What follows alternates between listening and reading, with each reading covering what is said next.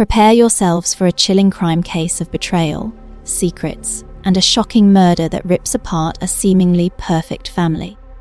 Before we dive into the heart of this mystery, please take a moment to like this video, subscribe to our channel for more true crime stories, and share your thoughts in the comments below. Also, let us know in the comments what country you are watching this from. We would love to tell more crime stories from your area. Now let us get into it. The sun bathed Zora Pitton's spacious room in a warm glow, reflecting off the pristine white walls and creating an aura of order. At 16, Zora, a student at the high standard St. Elizabeth's private school, consistently strove for excellence. As the daughter of Malcolm Pitton, one of Austin's most successful investment bankers, meeting high expectations was part of her daily life. One bright day, as she studied for the upcoming Olympics, a message on her phone interrupted her plans. Her stepmother, Imani, called from downstairs, asking Zora to bring her phone, which she had left on the kitchen table, so she could respond to a work email. Zora retrieved the phone, but just as she was about to head upstairs, the screen illuminated with a new message notification. The sender's name, Kwame Coleman, immediately caught her attention. Kwame was a longtime family friend and the owner of a prestigious downtown art gallery. The message was displayed clearly on the lock screen. Looking forward to our meeting tomorrow. Same place, same time. Missing you every minute, my Imani.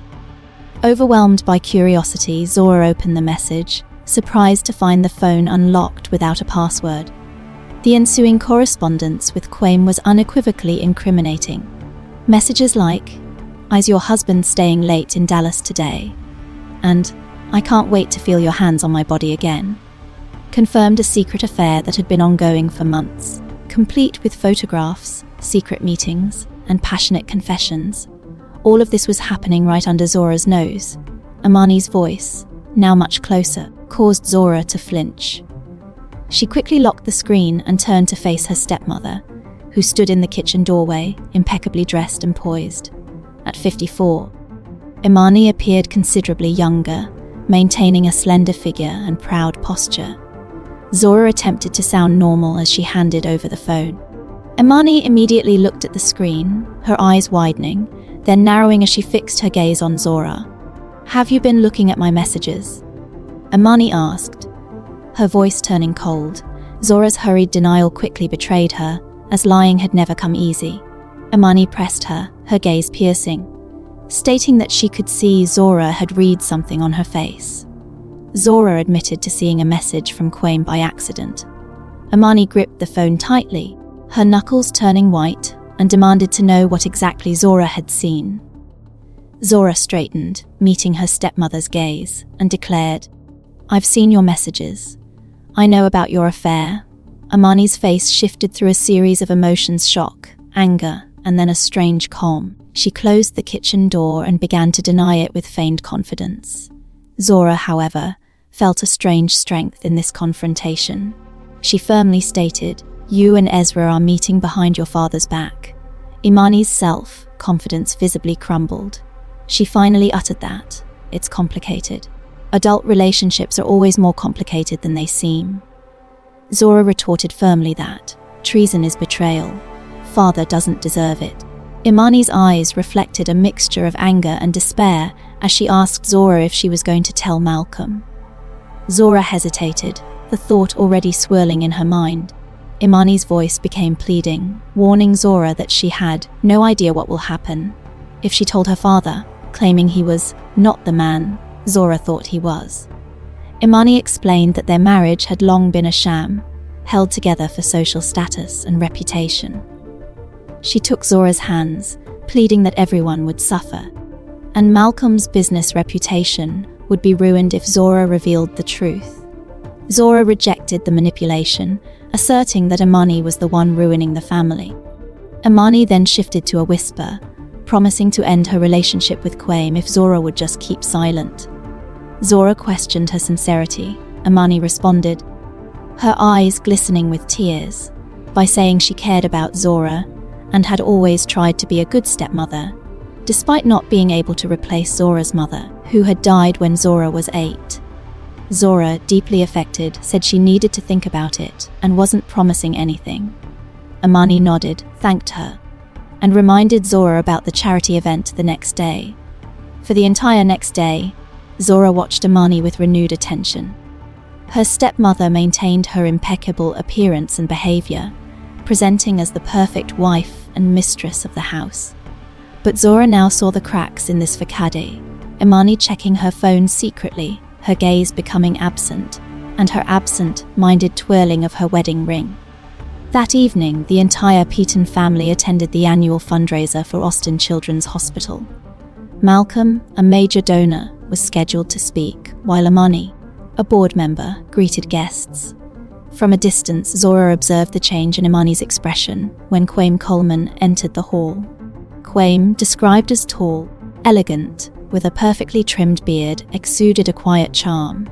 Imani did not approach him immediately, but Zora noticed her posture tense.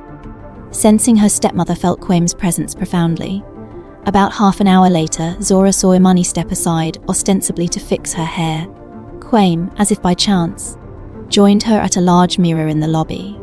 Their conversation lasted only a few seconds, but Zora observed the secret signals, Kwame touching Imani's wrist, Imani handing him something that looked like a key, and their wordless, intimate gazes. During Malcolm's speech, Zora's thoughts revolved around what she had witnessed. She pondered whether to keep the secret or tell her father, risking her family's social standing. She observed Malcolm, confident and successful on stage, and questioned if he deserved to know the truth about the woman beside him, applauding with a fake smile.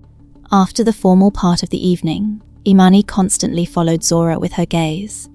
Imani approached Zora at the buffet, quietly asking if she was still considering their conversation. Zora replied briefly. Imani's voice took on a steely note, warning Zora that this was not a game she should be playing. Zora objected, stating it was my father's life. Imani turned to her, her eyes narrowing, and asserted that Malcolm was not the saint Zora thought, and that we all have our secrets. These words made Zora wonder what she truly knew about her father beyond his public image. As the evening concluded, Zora saw Kwame leave, and Imani almost immediately began saying goodbye to guests. Their eyes met across the room, and Zora realized Imani had no intention of ending the affair. This was the final straw. Zora decided she must tell her father the truth, regardless of the consequences. On the drive home, Zora remained silent, listening to Malcolm and Imani's ordinary conversation about the evening. No one would have guessed Imani had just made an appointment with her lover. At home, sleep evaded Zora. She lay in the dark, contemplating how Imani could so easily switch between the roles of loving wife and secret mistress. The next morning, Zora made her final decision. She would wait until Imani left for work and talk to Malcolm alone, ensuring he heard the truth from her. When Zora came downstairs, the mansion kitchen was unacceptably quiet. Malcolm sat at the kitchen island, engrossed in stock market reports. Zora tried to keep her voice normal as she greeted him and asked where Imani was. Malcolm replied that Imani had been called to the hospital for emergency surgery. He noticed Zora looked tired. Her heart pounding, Zora blurted out, "Dad, we need to talk." Malcolm raised his eyebrows, sensing the seriousness. Zora sat across from him and, gathering her strength, revealed, "It's about Imani. She's cheating on you with Kwame Coleman." Malcolm froze, his cup suspended halfway to his mouth. After several long seconds of silence, he calmly set the cup down. His voice was calm, but Zora recognized his tone when truly shocked or angry. "That's a serious accusation, Zora. Do you have proof, or is it just your suspicions?" Zora pulled out her cell phone. She recounted seeing Imani hand Kwame a key at the charity event and seeing their correspondence on Imani's phone. She then showed Malcolm photos she had discreetly taken at the fundraiser Imani and Kwame at the mirror the moment the key was exchanged, and screenshots of their intimate messages. Malcolm's face grew increasingly grim as he looked at the evidence. He finally asked how long she had known. Zora admitted it had been 2 days, and that Imani had asked her to keep quiet, claiming it would ruin their family. Malcolm stood, his movements stiff. "You were right to tell me," he said, looking out at the manicured garden. He interrupted Zora, saying he needed to be alone to think. Zora, understanding his state, left the kitchen silently. She felt a strange mixture of relief and anxiety, wondering what would happen next. An oppressive silence filled the house all day as Malcolm secluded himself in his study, cancelling all appointments. Imani returned in the evening, tired from surgery. Zora heard her father call Imani into the study. The soundproof doors kept their conversation private for nearly 2 hours. When the door finally opened, Imani emerged, back straight and head held high, but her face looked as if she had aged 10 years. She walked past Zora's room without a glance. A few minutes later, Imani knocked on Zora's door. Zora opened it, already expecting the visit. "Happy?" Imani asked quietly, her voice laced with venom. "You got what you wanted." Zora calmly replied she had only told her father the truth. Imani grinned bitterly. "You think you know the whole truth about our family, about your father?" Zora asked what she meant, but Imani shook her head, saying it did not matter. Imani revealed that Malcolm had made it clear either she stopped seeing Quaim or their marriage was over. Zora stated Imani chose marriage. Imani bitterly replied she had no choice, accusing Zora of ruining more than just her life. She had ruined their family. Zora countered that Imani had ruined the family by starting the affair. Imani took a step forward, eyes glittering with anger, calling Zora a selfish little girl who did not understand adult life. She then challenged Zora's perception of Malcolm, stating he had never been a model husband. Zora's confidence wavered, but Imani suddenly calmed, her anger replaced by cold calculation. Imani informed Zora that Malcolm had been considering sending her to study in Europe, specifically a closed school in Switzerland, for an excellent education and prestigious diploma. Zora turned pale, unable to believe Imani would dare. Imani smiled without warmth, confirming they had discussed it that day and Malcolm had agreed. The application had already been sent, and with Zora's grades and their connections, she would leave at the beginning of the next semester. With those words, Imani left Zora in a daze, wondering if her father could be so cruel. Malcolm's study door remained closed late into the night. The next morning, Malcolm had already left for work, leaving a note for Zora: "Meet me tonight. We need to talk." The day dragged on interminably for Zora, the thought of Switzerland feeling unreal. That evening, shortly before her parents returned, the phone rang. It was Quaim Coleman. His usually confident voice sounded strained. Zora asked coldly what he wanted. Quaim explained he needed to talk about the situation with Imani, and that he knew Zora had told her father. He stated there was no accusation in his voice, only tiredness, and revealed Malcolm had called him. Quaim told Zora that his relationship with Imani was over, and he had given Malcolm his word. When Zora asked why he was telling her this, Quaim explained he knew Imani had threatened to send Zora to Switzerland, and that it was not fair. He had discussed it with Malcolm. Quaim continued, saying he understood how it looked, but did not want Zora to get hurt because of his and Imani's mistakes. He believed Malcolm would make the right decision. Zora thanked him, unsure why Quaim was so concerned. He added one more thing, lowering his voice. "If you need anything, call me. I'm at my studio all evening." After the call, Zora felt strangely uneasy, sensing the situation was more complicated than it seemed. Soon after, Malcolm and Imani returned together, surprisingly calm and even holding hands. Malcolm called Zora downstairs, where her parents sat on the couch, appearing as the perfect married couple. Malcolm began, "We want to talk to you about the situation in our family." Zora nodded silently, bracing for the worst. Malcolm first announced, "There will be no Switzerland." Zora felt a wave of relief as Imani, with a guilty smile, apologized for her rash suggestion.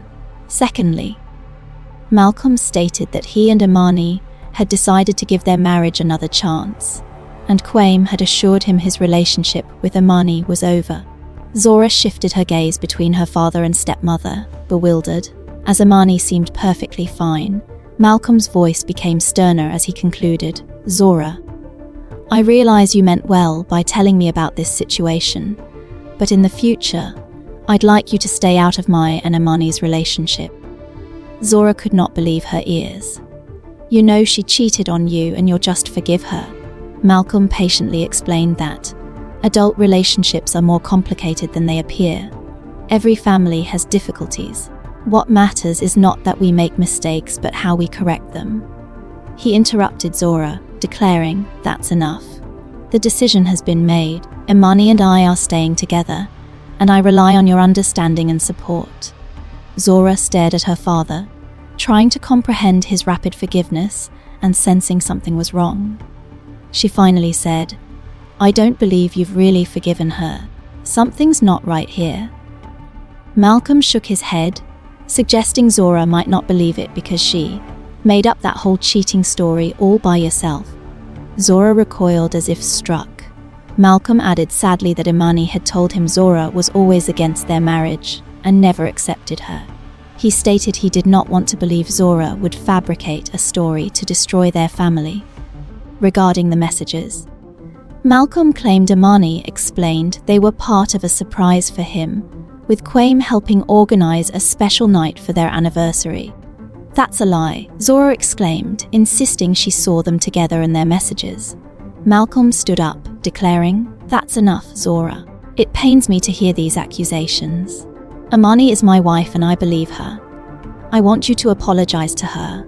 Zora looked at them both in disbelief, wondering how Imani had so cleverly manipulated Malcolm, and why he, so astute in business, was blind in personal matters. "I won't apologize for the truth," Zora firmly declared. "And if you don't believe me, your daughter, then I have nothing more to say." She turned and quickly left the room. Quaim's words echoed in her head. "If you need anything, call me. I'm at my studio all evening." Zora made an instant decision. If her father would not believe her, she would find more convincing evidence. After telling her parents she was going to a friend's house to study, Zora hailed a cab and drove downtown to Quaim's private studio. Quaim was not only a gallerist but also an artist, and his studio served as both a workspace and a meeting place for select clients. Upon reaching the old brick building, Zora went up to the 3rd floor. The studio door was ajar, which struck her as odd, as Quaim was meticulous about security. "Quaim," she called out, entering the spacious room. "This is Zora Petton. You called me." Her voice broke off. In the center of the studio, on the white marble floor, lay Quaim Coleman, a dark pool of blood spreading around him. His eyes were open and lifeless, and a deep gash marred his chest. Zora froze, unable to move or scream. Her mind refused to accept what she was seeing. Quaim was dead, murdered, and she was the first to discover his body. Police car flashes painted the building facade with blue and red light. Detective Nia Powell, a tall woman in her 40s with a reputation as one of Austin's top homicide detectives specializing in high society crimes, surveyed the scene. She learned from a young officer that Quaim Coleman, 47, gallery owner, was found dead an hour ago from a stab wound to the heart. Zora Petton, 16, the banker's daughter, found the body and was in shock. No witnesses had seen anything upstairs. The medical examiner reported the time of death was between 6:00 and 8:00 p.m., caused by one precise stab to the heart, indicating instantaneous death. Detective Powell noted the clean studio, devoid of signs of struggle, suggesting the victim knew his killer. She approached Zora, who sat in a chair, pale but surprisingly collected. Zora explained she came to the studio because Quaim had called, saying she could come if she needed anything, and she had questions about her family. She revealed Quaim's affair with Imani, telling Detective Powell she had informed her father, but that her parents had announced they were staying together, and her father had claimed not to believe her. Zora had intended to ask Quaim to tell her father the truth. She confirmed the studio door was ajar, and she called emergency services after seeing Quaim.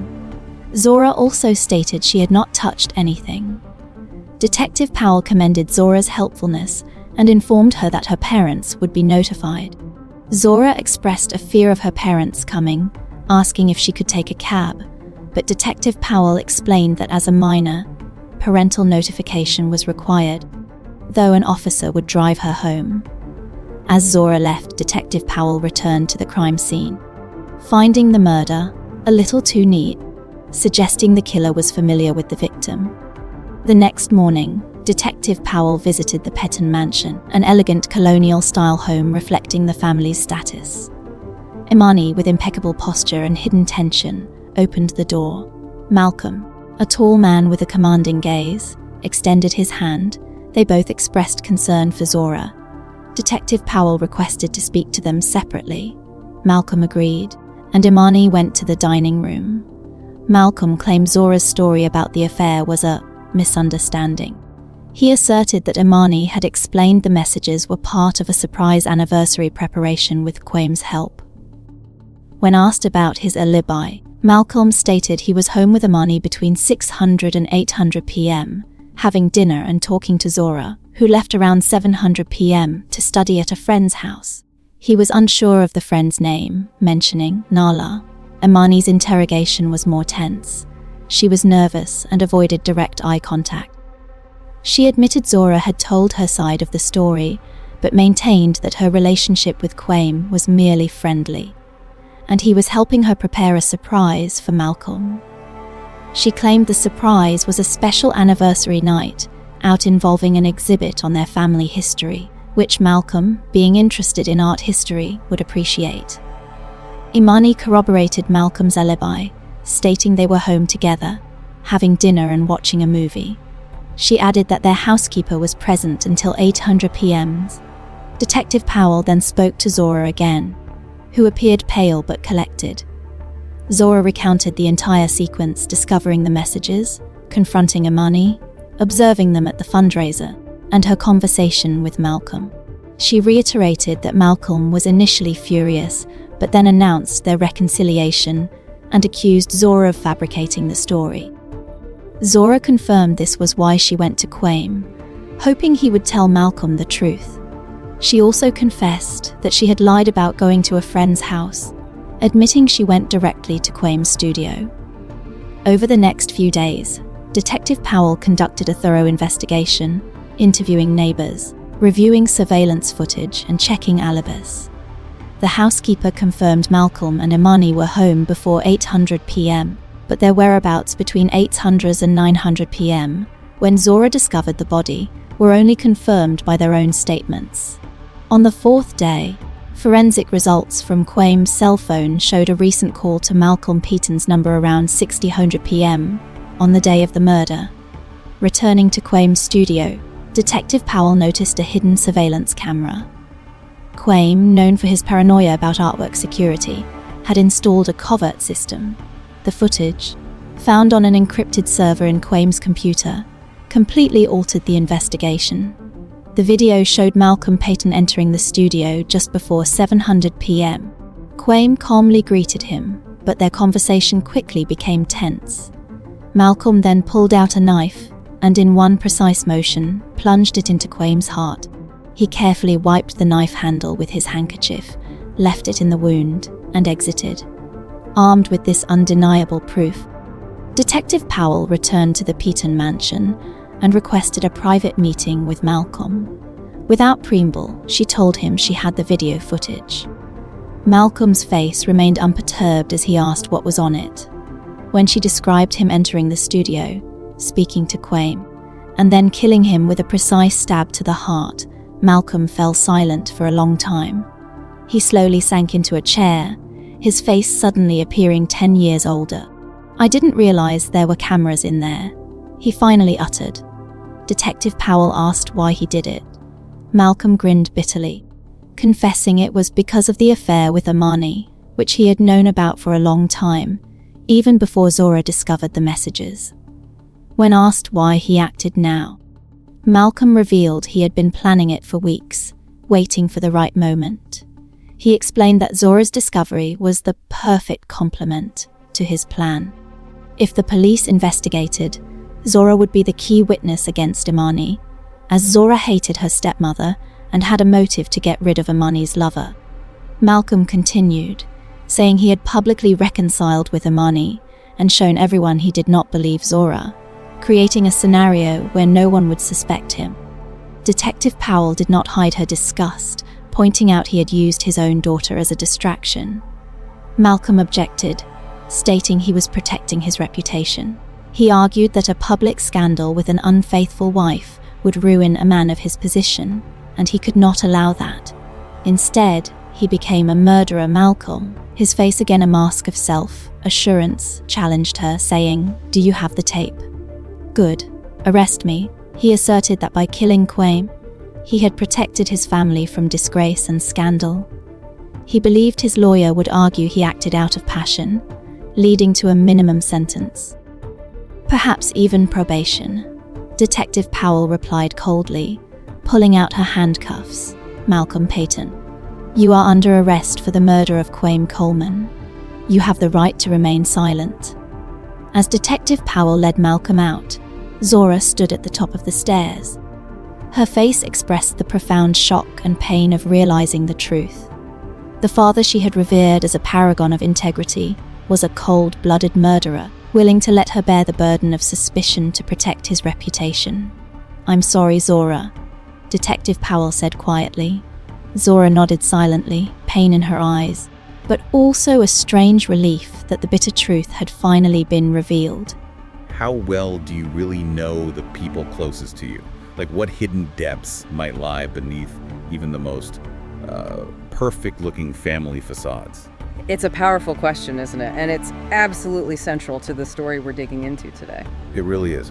Welcome, everyone. We're doing a deep dive into a truly chilling real-life case, one that, well, it rips apart a seemingly perfect family. It's based on a compelling true crime account we've both studied. And our goal here really is to unpack all those layers. You've got betrayal, secrets, some really disturbing manipulation. Yeah, and we want to extract the crucial insights, What does this tell us about human behavior, about the lengths people go to protect appearances? We're sifting through the details so you can quickly grasp the shocking turns, the profound lessons here. And it's quite a sequence of events, all kicked off because a teenager's eyes were sharp enough to spot something wrong.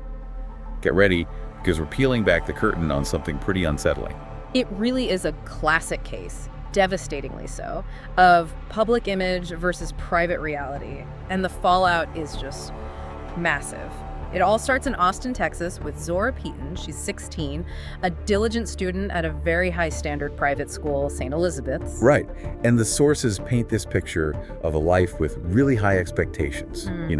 Pristine surroundings, sun-drenched rooms, white walls. Her dad, Malcolm Peyton, is described as this hugely successful investment banker in Austin. Top of his game. Exactly.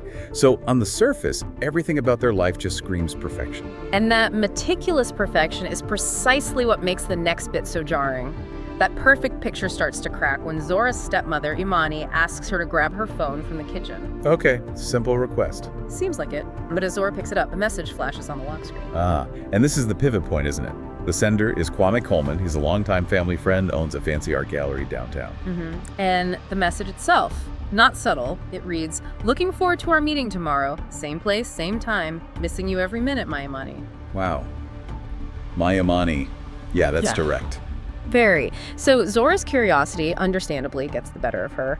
The phone's unlocked. She opens it. Oh, bro. And the messages she finds are just unequivocally incriminating. Things like, "Is your husband staying late in Dallas today? And I can't wait to feel your hands on my body again." It confirms this whole months-long affair. There are photos, details of secret meetings, passionate confessions. All happening right under their noses. So Zora's standing there, holding this bombshell. And who walks in? Imani herself.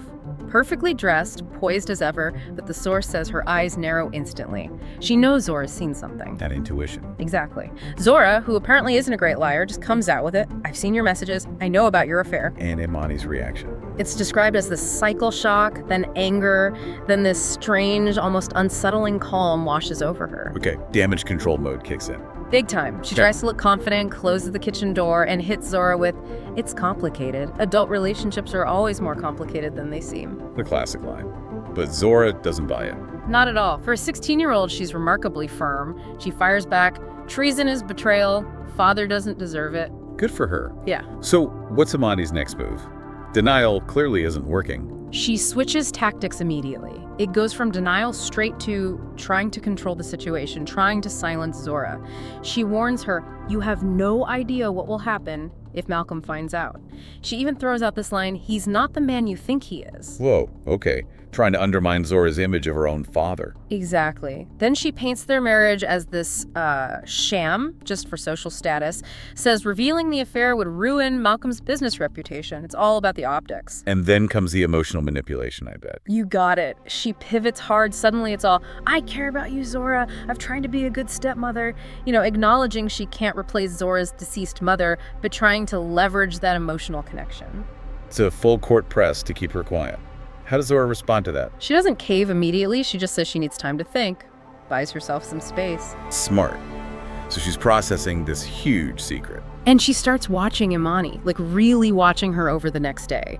The source calls it noticing the cracks in this facade. What kind of things? Little tells. Secretly checking her phone, absent-mindedly twirling her wedding ring, signs of that hidden tension bubbling underneath the perfect composure. Right, the unconscious signals. Okay, so this leads up to the charity event. Yes, the annual Austin Children's Hospital fundraiser, big society event. Malcolm's a major donor. He's giving a speech. Imani's on the board, playing the gracious hostess. The perfect couple front and center. Exactly. But Zora's watching, and she sees Imani's posture just visibly tense up the second Kwame Coleman walks into the hall. The air must have crackled. You can almost feel it. And this is where Zora, maybe without even meaning to, gathers actual proof. She sees Imani step aside near a large mirror. Kwame joins her like it's just a casual chat. But it isn't. Not at all. It's brief. But Zora sees the signals. Kwame touches Imani's wrist. Imani suddenly hands him something looks like a key.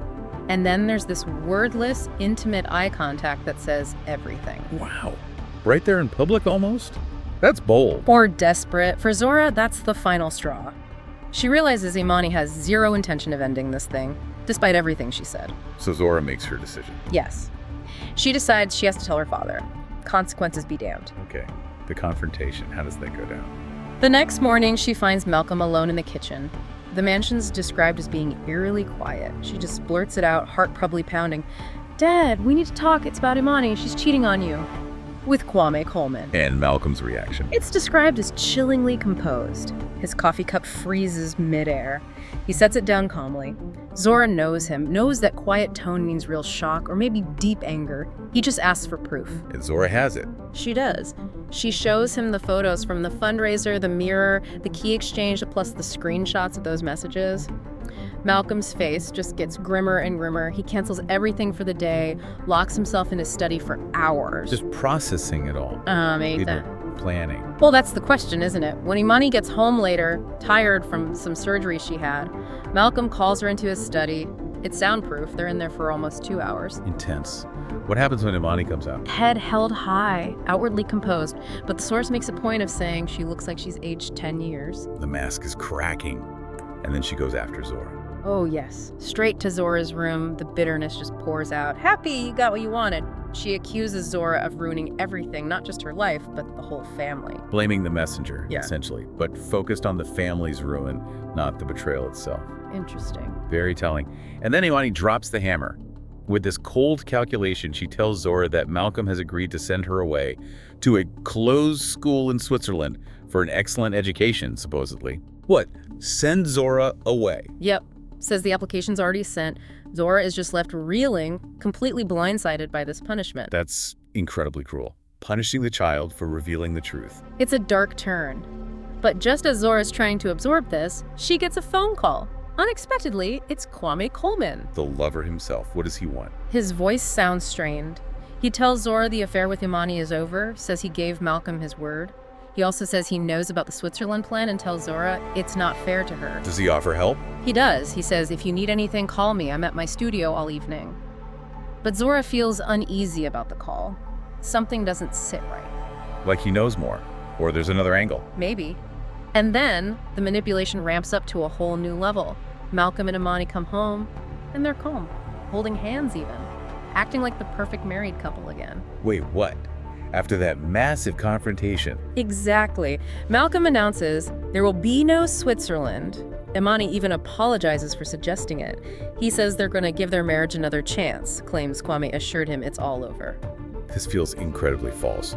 Zora must be completely confused. Utterly. But then Malcolm turns to her and his voice gets stern, almost menacing. He tells her point blank, "Stay out of my and Imani's relationship from now on." Wow. So forgive and forget, just like that. Zora questions it. How can he forgive Imani so quickly? And Malcolm gives her that same patronizing line. Adult relationships are more complicated than they appear. Ugh. But it gets worse, doesn't it? This is where the gaslighting really kicks in. Oh, it's textbook. Malcolm escalates. He flat out declares Zora made up that whole cheating story all by herself. He denies the evidence she showed him, the photos, the texts. Completely. He claims Imani explained everything. Those messages, supposedly part of a surprise for him. Kwame was just helping Imani organize a special night for their anniversary. That is absolutely brazen. He's rewriting reality right in front of her. And the final twist. He demands Zora apologize to Imani. Apologize for telling the truth he now denies. That's twisted. But Zora holds her ground. She refuses. "I won't apologize for the truth, and if you don't believe me, your daughter, then I have nothing more to say." Good for her. But what now? Her father is actively lying to her face. That earlier call from Kwame echoes in her mind. "If you need anything, call me." She decides right then, if her father won't believe her, she needs more proof. Maybe Kwame will back her up. She lies, says she's going to a friend's house. But she heads straight to Kwame's studio. Exactly. She gets to the old brick building where his studio is, and the door, it's slightly ajar. Which is weird, right? For someone concerned about art security. Very odd. It immediately puts Zora on edge. She calls out, "Kwame, this is Zora Pete and you called me," but her voice just trails off. Oh no, what does she see? In the middle of the studio, on the white marble floor, it's Kwame Coleman. There's a dark pool of blood around him. His eyes are open, lifeless. A deep gash in his chest. Oh my God, she walks right into a murder scene. Frozen in shock, can't move, can't scream, but somehow pure instinct kicks in and she calls 911. Okay, so the police arrive. Detective Nia Powell takes the case. What's her take? She's described as a top homicide detective, tall, in her 40s, specializes in high society crime. Her first impression of the scene: a little too neat. Meaning? Suggests the killer knew the victim, maybe even tried to stage things, clean up a bit. Wasn't a random break-in. And Zora, how does she handle talking to the police? She's pale, obviously shaken, but surprisingly collected. She explains why she was there, hoping Kwame would tell her father the truth. Says she found the door ajar, didn't touch anything. She also admits she lied to her parents about where she was going. Which could look suspicious, unfortunately. It could. Detective Powell then goes to the Peyton mansion. Imani is tense. Malcolm is described as commanding, but both express deep concern for Zora. Playing the worried parents. Do they have alibis? Separately, Malcolm repeats the misunderstanding story, the anniversary surprise excuse. Both he and Imani claim they were home together between 6, 4, and 8 p.m., the likely time of the murder. And the housekeeper was there until 8 p.m., seemingly backing them up. A convenient shared alibi, so where's the break? It comes from forensics, from Kwame's phone. It shows recent call logged to Malcolm Peyton's number, placed around 6 p.m. on the day he was killed. The time Malcolm and Imani claimed they were together at home. That's a crack in the alibi. A big one. It leads Detective Powell back to the studio. She has a hunch, does a thorough search, and finds it. A hidden surveillance camera. Kwame's paranoia about his art paid off, posthumously. He recorded his own murder. The footage is on an encrypted server, and what it shows, well, it completely altered the investigation, as the source puts it. Let me guess. It wasn't Imani. It was Malcolm Peyton, Zora's father. The video shows him entering the studio just before 7 p.m. There's a tense conversation. Then Malcolm pulls out a knife. And in one precise motion, plunges it into Kwame's heart. Then he calmly, carefully wipes the knife handle with his handkerchief, leaves the knife in the wound, and walks out. Cold-blooded, precise, not a crime of passion. Not at all. It looks calculated. So Detective Powell takes this footage straight to Malcolm. The confrontation. How does he react when he sees the undeniable proof? He just falls silent, slowly sinks into a chair. The source says his face suddenly looks 10 years older, his first words. "I didn't realize there were cameras in there." Not denial, just Yeah. caught. Does he confess? He does, with this bitter grin, apparently. Says he killed Kwame because of the affair with Imani. But here's the kicker. He admits he'd known about it for a long time, even before Zora found those messages. What? So Zora telling him wasn't the catalyst? No. He reveals he'd been planning it for weeks, just waiting for the right moment, the right opportunity. But it's getting even darker. So why the whole performance with Zora? The shock, the anger, the reconciliation. Wow. And here is the truly sickening twist. Malcolm chillingly states that Zora discovering the affair was the perfect complement to his plan. Compliment. What does he mean? He intended for Zora to be the key witness against Imani. He figured Zora hated her stepmother. If Kwame turned up dead, suspicion might fall on Imani, or even Zora herself, as someone wanting to get rid of Imani's lover. He was going to frame his wife or let his daughter take the fall. Or at least muddy the waters enough to deflect suspicion from himself. That whole public reconciliation, the perfect couple act, all a performance to make it seem like he had no motive, that everything was fine. He was using his own daughter as a pawn. That's monstrous. What was his ultimate justification for the murder itself? Purely reputation. He insists a public scandal with an unfaithful wife would ruin a man of his position. He actually believed his lawyers could argue passion, get him a minimum sentence, maybe even probation. It was all a cold calculation to protect his status. Unbelievable. Protecting his image over everything. Detective Pell, disgusted, arrests him for murder right then and there. And as Malcolm is being led away, the story gives us one final image of Zora. Where is she? Standing at the top of the stairs, watching it all unfold. Her face shows that profound shock and pain of realizing the truth. Her father, the man she revered, wasn't just betrayed. He was a cold-blooded killer who was willing to sacrifice her for his reputation. Devastating. But the source also mentions a strange relief. Yeah, relief that the awful, bitter truth is finally out in the open, no matter how painful it is. The charade is over. Wow, what a story. Stepping back from the narrative now, what are the big takeaways here? For me, the first thing is just how incredibly deceptive appearances can be. Malcolm weaponized that perfect facade. Absolutely. It wasn't just passive deception. He actively constructed a false reality, manipulated everyone, even tried to make his own daughter doubt her sanity. It really forces you to ask, how often do these perfect public narratives hide something truly dark? And the sheer destructive power of secrets. Zora finding that one message set off this catastrophic chain reaction. It wasn't just about the affair itself, but the desperate, violent lengths taken to keep everything under wraps. It shows how the fear of exposure, the fear of losing control, can be way more dangerous than the original secret. The human cost of prioritizing social status above all else is just laid bare. It also shines a light on how powerful people, like Malcolm and Imani, can be master manipulators. Imani with her pleas and threats, but especially Malcolm's calculated framing and, crucially, the gaslighting of Zora. That's such a key point. It underscores why critical thinking, why questioning things, even from people you trust, is so vital. You need that independent verification sometimes. And Malcolm's explicit motive killing purely to protect his reputation. That's a chilling illustration of how status and societal image can completely override basic morality for some individuals. His position mattered more than a human life, more than his daughter's well-being. It's stark. Which brings us to how we view victimhood here. Initially, Malcolm seems like the betrayed husband. Right, the wronged party. But the full story reveals something much more sinister. He knew long before Zora did. He plotted. He used his daughter. Kwame was the murder victim, and Zora was arguably the victim of profound manipulation. Malcolm wasn't just a victim, he was the perpetrator. It's a sobering story, and it offers some tough wisdom. Think about the huge personal cost Zora paid. She did the morally right thing by revealing the truth, but the fallout for her was immense, complex, and painful. It definitely makes you think twice about jumping into conflicts, even when you feel you're in the right. And it highlights trusting your gut, but acting safely. Zora's instinct was spot on, but going to that studio alone. Yeah, that put her in real danger. It's a reminder. Trust your feelings, but if something feels seriously wrong or dangerous, find safe ways to verify, involve others, maybe even authorities. Don't go it alone. And recognizing gaslighting. Malcolm's attempt to make Zora doubt her own reality is terrifying. Yeah. Understanding that tactic is so important for protecting your own mental well-being. Absolutely. Knowing that someone might try to invalidate your experience is crucial.